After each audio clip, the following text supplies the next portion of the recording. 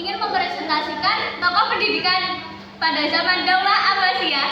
Perkenalkan, nama saya Dwi Aulia Nurisma Kais. Perkenalkan, nama saya Kiara Azila Arnalita. Perkenalkan, nama saya Rifana Zafira Siti. Perkenalkan, nama saya Vistuti Baraka. Pemerintahan dinasti Abbasiyah dikenal sebagai zaman keemasan dan kejayaan Islam. Secara politis, para khalifah betul-betul tokoh yang kuat dan cinta ilmu pengetahuan sekaligus merupakan pusat kekuasaan politik dan agama.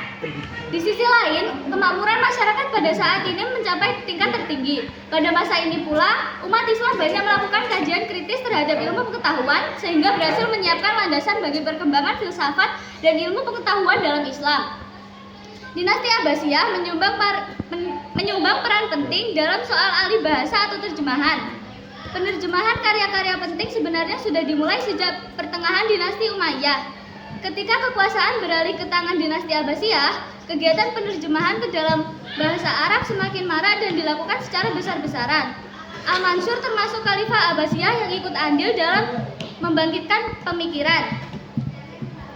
Dia mendatangkan begitu banyak ulama cendekia dalam berbagai disiplin ilmu pengetahuan ke Baghdad. Di samping itu, dia juga mengirimkan utusan untuk mencari buku-buku ilmiah dari negeri Romawi dan mengalihkannya ke bahasa Arab.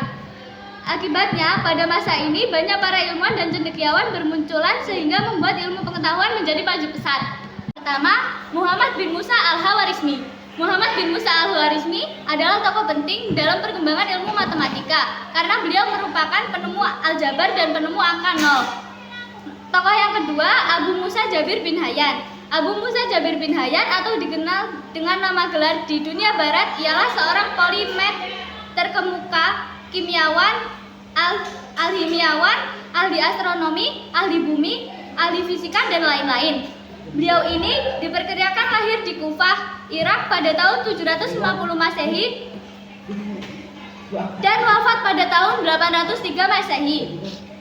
Tokoh yang ketiga, Ibnu Haytham. Ibnu Haytham, lebih dikenal dengan nama Al-Hazan, adalah seorang ilmuwan yang ahli dalam bidang sains, falak, matematika, geometri, pengobatan, dan filsafat. Lahir pada tanggal 1 Juli 965 Masehi, Basra, Irak, dan wafat pada tanggal 6 Maret 1040, Kairo, Mesir.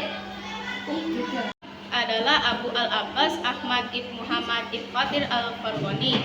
Abu al-Abbas Ahmad ibn Muhammad ibn Fatir al-Farghani, lebih dikenal sebagai Al-Farghani dalam bahasa Latin, adalah seorang ahli astronomi dan matematika terkenal dari zaman keemasan Islam.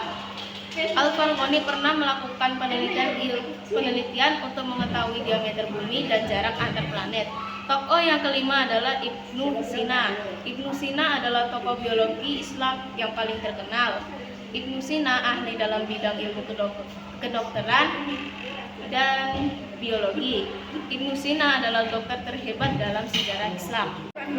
Al-Batin. Al-Batin adalah tokoh ahli astronomi. Beliau ini merupakan penemu ilmu perbintangan untuk mengetahui lama bulan dan tahun waktu, musik, dan letak matahari. Al-Battani adalah penemu hitungan 1 tahun yang menyebutkan 365 hari, 5 jam, 46 menit, dan 24 detik. Tokoh yang ketujuh, Al-Jazari. Al-Jazari merupakan tokoh besar di bidang mekanik dan industri. Keahliannya dalam membuat robot. Dia dijuluki sebagai bapak robot dunia oleh masyarakat. Kelahiran tahun 1136 dan wafat pada tahun 1206.